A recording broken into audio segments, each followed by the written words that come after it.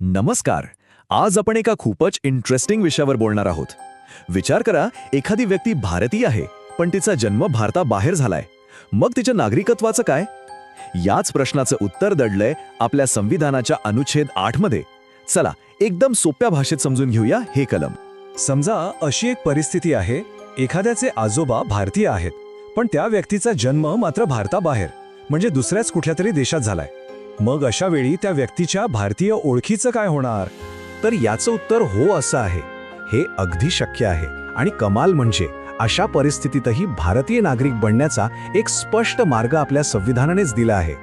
आता हे सगळं अधिक चांगलं समजून घेण्यासाठी ना आपण एक उदाहरण पाहूया, म्हणजे हा जो कायदेशीर मुद्दा आहे तो एकदम क्रिस्टल क्लिअर होऊन जाईल. चला, ही आहे प्रिया. आता प्रियाचा जन्म आणि तिचं सगळं बालपण लंडनमध्ये गेलं, पण तिची मुळं भारतात होती. तिचे आजोबा मूळचे पुण्याचे होते. मग आता प्रश्न असा आहे की प्रियाला तुझ्या या भारतीय मुळांच्या आधारावर नागरिकत्व मिळू शकतं का? आणि प्रियाच्या याच प्रश्नाचं नेमकं उत्तर आहे भारतीय संविधानाचा अनुच्छेद 8. आणि खरं सांगायचं तर हा फक्त एक कायदा नाहीये, तर परदेशात राहणाऱ्या भारतीय वंशाच्या लोकांसाठी ही एक मोठी संधी आहे. म्हणजे एकदम सोप्या शब्दात सांगायचं झालं तर अनुच्छेद 8 असं सांगतो की जर तुमची मुळं भारतात आहेत आणि तुम्ही परदेशात राहत असाल तर काही सोप्या अटी पूर्ण करून तुम्ही नोंदणीद्वारे भारतीय नागरिक होऊ शकता. तुम्ही असं समजू शकता की हे कलम म्हणजे परदेशातल्या भारतीयांना आपल्या देशाशी जोडणारा एक कायदेशीर पूल आहे. ठीक आहे, मग ही प्रक्रिया नक्की कशी काम करते? नागरिकत्व मिळवण्यासाठी नेमकं काय करावं लागतं आणि यासाठी कोण पात्र ठरतं? चला आता हेच डिटेलमध्ये बघूया. तर यातली पहिली आणि सगळ्यात महत्त्वाची अट म्हणजे भारतीय वंशाची व्यक्ती असणं. याचा अर्थ काय? तर त्या व्यक्तीचे पालक किंवा आजी आजोबा यांपैकी कोणीतरी अविभाजित भारतात म्हणजे 1947 पूर्वीच्या भारतात जन्मलेलं असायला हवं. दुसरी अट तर अगदीच सोपी आहे. ती व्यक्ती सामान्यतः भारताबाहेर राहणारी असावी लागते. म्हणजे त्या व्यक्तीचं नेहमीचं वास्तव्य भारतात नसून दुसऱ्या कुठल्या तरी देशात असायला पाहिजे. आणि तिसरी पायरी म्हणजे प्रत्यक्ष ॲक्शन घेणं. म्हणजे काय?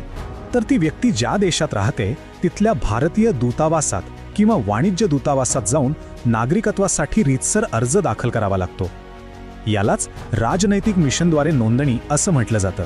चला आता प्रियाच्या उदाहरणावरून हे पुन्हा एकदा बघूया. पहिलं, तिचे आजोबा भारतीय होते आणि ती लंडनमध्ये राहते म्हणजे ती पात्र आहे. दुसरं, तिला लंडनमधल्या भारतीय दूतावासात अर्ज करावा लागेल. आणि तिसरं, तिचा अर्ज स्वीकारला गेला की ती भारतीय नागरिक बनेल. आहे की नाही अगदी सरळ आणि सोपं? बरं, ही तर झाली प्रियाची गोष्ट. पण या कलमाचं महत्त्व फक्त एका व्यक्तीपुरतं मर्यादित नाहीये. याचा थेट संबंध जगभरात पसरलेल्या कोट्यावधी भारतीयांशी आहे. हा आकडा बघा, 3 कोटी. जगभरात अंदाजे 3 कोटी अनिवासी भारतीय किंवा भारतीय वंशाचे लोक राहतात. विचार करा किती मोठा आकडा आहे हा. या प्रचंड मोठ्या समुदायासाठी अनुच्छेद 8 हा फक्त एक कायदा नाही, तर तो आपल्या मातृभूमीशी असलेलं नातं अधिकृतपणे जोडणारा एक खूप महत्त्वाचा दुवा आहे. खरं तर हे वाक्यच अनुच्छेद 8चं सगळं सार सांगतं.